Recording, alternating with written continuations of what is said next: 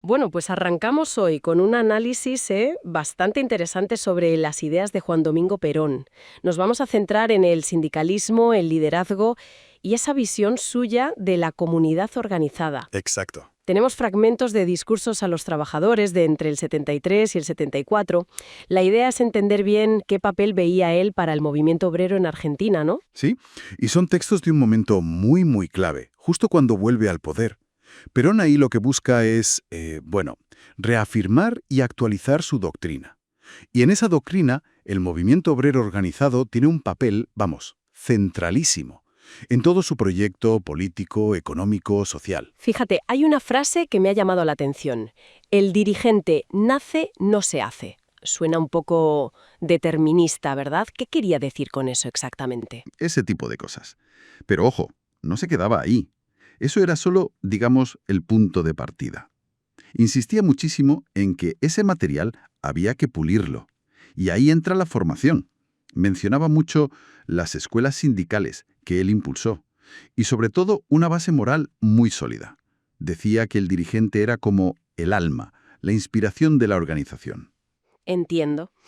Y esa organización, el sindicato, para él era mucho más que un grupo que pide cosas. La llamaba la columna vertebral del movimiento justicialista. ¿Qué implicaba eso en la práctica? Esa centralidad. Pues significaba que veía al sindicalismo no como algo añadido, sino como la estructura base, el fundamento sobre el que se apoyaba su visión de sociedad. Además lo conectaba con una tradición histórica larga, desde las corporaciones medievales, como una forma natural de agruparse, que el liberalismo individualista, según él, había intentado romper. Por eso la unidad era, una obsesión para él. Unidos o dominados, repetía siempre. Claro. Decía que si los trabajadores se dividían, pues perdían toda su fuerza, todo su poder colectivo. Y de hecho presentaba al sindicalismo argentino de entonces como un ejemplo de esa unidad necesaria, un modelo avanzado, decía. Y esa fuerza, esa unidad no debía quedarse solo en pedir mejoras salariales, según Perón. Aquí es donde conecta todo con la política, ¿no? Decía que eran inseparables, exacto. Para él, la idea de separar lo gremial de lo político era una trampa, Mm. una forma de debilitar a los trabajadores. Lo decía tal cual, es inseparable lo gremial de lo político. ¿Y cómo lo justificaba?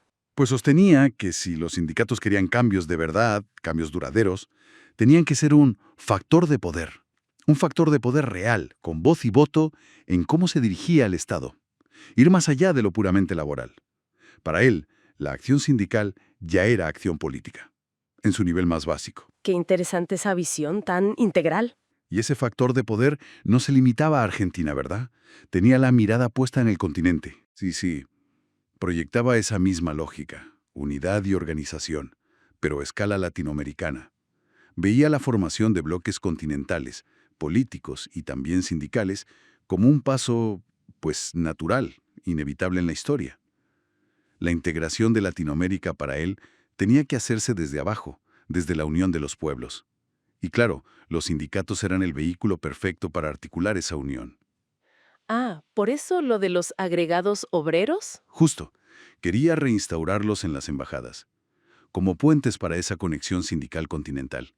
Entendido. Y volviendo a la comunidad organizada, si los sindicatos eran ese factor de poder central, ¿cómo encajaban en el modelo económico que proponía? Pues él buscaba lo que llamaba una colaboración inteligente entre el capital y el trabajo, superar la lucha de clases. El símbolo de eso era su famosa meta del reparto al 50-50 del Producto Bruto. El 50-50, sí. Tercera posición, ni capitalismo puro ni comunismo.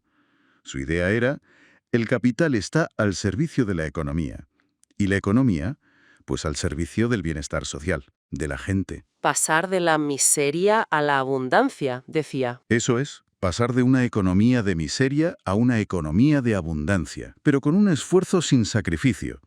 Y eso se coordinaba o se intentaba coordinar con herramientas como el pacto social, acordando entre Estado, empresarios y trabajadores. Suena a un equilibrio complicado de mantener. Y para protegerlo, hablaba de mecanismos de defensa propios del movimiento, las autodefensas. ¿Qué eran? Precisamente, se refería a la capacidad del propio movimiento obrero, del sindicalismo, para generar, como anticuerpos internos, mecanismos para neutralizar intentos de división, ataques, vinieran de fuera o incluso desde dentro del propio movimiento. Era una forma de resaltar la resiliencia, la capacidad de cohesión que él veía en el sindicalismo argentino, como un organismo vivo que se protege. Vaya entramado conceptual, ¿eh? Sí, complejo. Pues para ir cerrando, es casi inevitable volver a esa idea de la unidad continental basada en los sindicatos y esa advertencia suya. El año 2000 nos encontrará unidos o dominados, que suena casi profética. Sí, y más allá de la fecha concreta, que obviamente ya pasó, esa disyuntiva no, unidad o dominación en un mundo de bloques, pues sigue dando que pensar. Nos deja reflexionando sobre qué vigencia tiene hoy esa visión. Una integración latinoamericana fuerte, articulada desde las bases populares, desde los sindicatos, frente a las presiones globales y cómo está la región ahora mismo. Una pregunta que queda abierta, sin duda.